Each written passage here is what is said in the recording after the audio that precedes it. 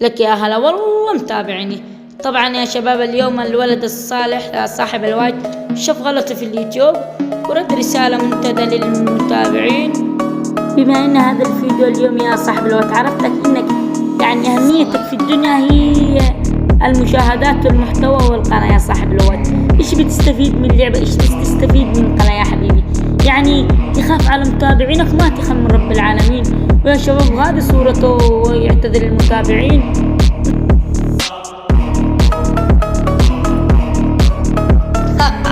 حتى في تعليقات يا شباب يدحدحون صاحب الوايت يذكرون بيشو، يقولون يا ظنك يا صاحب الوايت ان شارس وبيشو بيتبارون وانت ما رضيت. وهذه الصورة لهذه الدرجة الناس يكرهوك يا صاحب الوايت. حسن اخلاقك، غير محتواك، يعني احترام لجهة اليمنيين. وسلام، لا تنسوا لايك واشتراك. تحياتي.